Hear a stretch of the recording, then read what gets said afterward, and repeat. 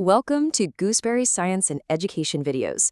I'm your host, Alex. Now, right off the bat, I want to let you know that I am an AI host. But hey, rest assured, the information in this explainer is absolutely factually accurate and based strictly on rigorously vetted sources. You know, the reasoning for making use of an AI host is pretty simple. AI can actually create better explainers than human editors most of the time. It really helps us deliver clean, highly structured, and super engaging content directly to you. And to make things even more fun, I want to introduce our channel mascot. You'll be seeing this cute little orange gooseberry popping up to help explain the topics in today's explainer. All right, let's dive right into this. Here's a quick look at our agenda for today. We'll be hitting up 1. The magic of words, 2. Manifestation mechanics, 3. Prosperity and success, 4. Health and happiness, 5. Active faith, and finally 6. Your wand. Let's get going. Section 1. The magic of words. Words as tools. So we're kicking things off with the absolute core foundation of Florence Scovel Shinn's entire philosophy. Back in 1941, she presented this really bold premise. To her, human language wasn't just, a way to communicate what you had for breakfast. It was way more than that. Shinn literally defined the spoken word as a wand. She argued that this wand is packed with actual magic and power. Her belief was that you have the ability to change any unhappy condition simply by, waving the wand of your word right over it. If there's sorrow, you speak joy. If there's sickness, you speak health. If there's lack, you literally speak plenty into existence. It's wild, right? And this brilliantly illustrates exactly where Shinn drew her inspiration from. She really anchored her metaphysical philosophy heavily in historical and biblical texts.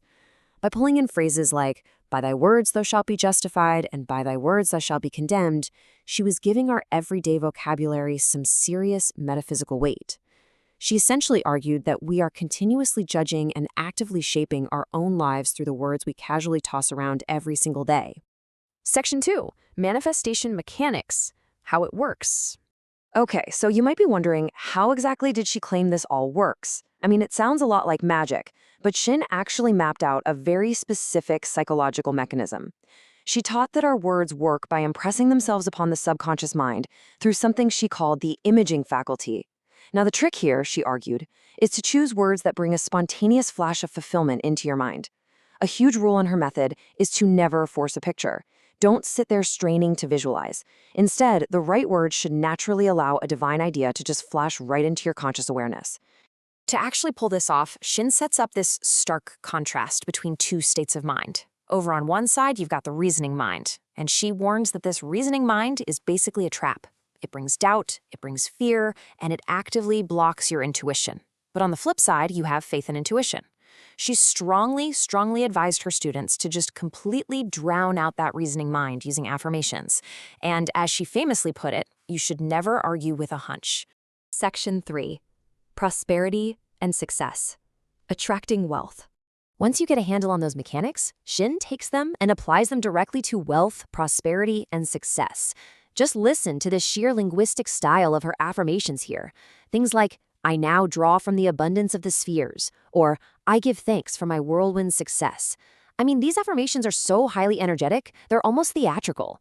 They use this rapid-fire repetition and really vivid imagery that's completely designed to instantly build your confidence and bypass that pesky reasoning mind we just talked about. And to prove her point, she shared this pretty striking anecdote. A woman came to her seeking prosperity, and this woman had exactly $2 to her name. That's it. So Shinn gave her what she called the magic purse affirmation. She told the woman to see her wallet crammed, jammed with money, yellow bills, green bills, just bulging with abundance. Well, the woman was so moved by this that she actually gave Shinn one of her $2. And shortly after, according to the source text, this woman was unexpectedly gifted $6,000.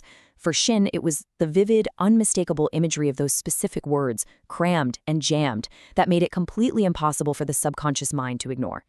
Section 4. Health and happiness. Emotional harmony. Now, beyond just money, Shinn believed your spoken words maintain total dominion over your physical body and your emotional well-being too. She had this theory that negative emotions, things like fear, anger, and resentment, literally pull down the cells of your body. They shock your nervous system and cause disease. On the flip side, spoken harmony heals. By speaking affirmations out loud like, "I am harmonious, happy, radiant," or "I deny fatigue for there is nothing to tire me," She argued that anyone could achieve absolute control over their emotional and physical nature, basically making yourself totally immune to adverse appearances. She even extended this power to the physical environment itself. She told this crazy story about a woman at sea who woke up to a dense, stubborn fog with all these blaring foghorns. While refusing to accept that limitation, the woman spoke this exact affirmation. "There are no fogs in divine mind, so let the fog be lifted. I give thanks for the sun." And according to Shinn, the sun came out shortly after. The big takeaway here is Shinn's absolute, unwavering conviction that humanity literally has dominion over its environment simply through the spoken word. Section 5. Active faith. Acting on belief. All right, let's see how all of this builds into what is probably the most crucial, yet totally overlooked, secret ingredient of Shinn's entire philosophy. Shinn drew this super sharp line between merely hoping for an outcome and actually having faith in it. She illustrated this so beautifully with the analogy of a young woman's hope chest versus a faith chest. You see, a hope chest is passive. A person looks forward to an event, but they just sit there in doubt, sometimes even inviting friends to sit on it and share their doubts. A faith chest, however, operates on the principle that the outcome has already been received. You act accordingly, you prepare for the blessing, and you keep it a secret until it manifests. She breaks this down into a highly reproducible formula through a story about a woman trying to rent out a room. Step 1. The woman spoke the affirmation for a perfect tenant, but weeks passed by and absolutely nothing happened.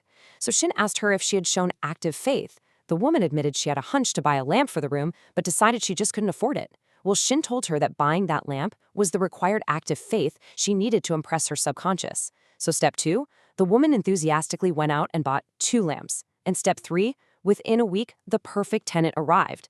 Active faith, which is basically acting as if the word has already worked, is the absolute bridge to reality.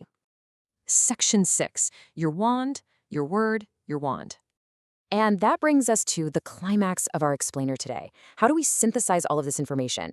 The crucial point is captured perfectly in this final quote from the text. Choose the affirmation which appeals to you the most and wave it over the situation which confronts you. It is your magic wand. You see, Florence Scovel Shinn viewed human language not just as some descriptive tool to talk about the world as it is right now. She saw it as a proactive, deeply creative tool to shape the world as it should be. It leaves us with a really powerful thought to chew on. If your vocabulary is indeed a wand, what words are you waving over your life right now? Are you speaking words of limitation, or are you speaking words of abundance? It's definitely a fascinating lens through which to view our daily habits. Thanks for watching. Remember to like and subscribe if you liked the content.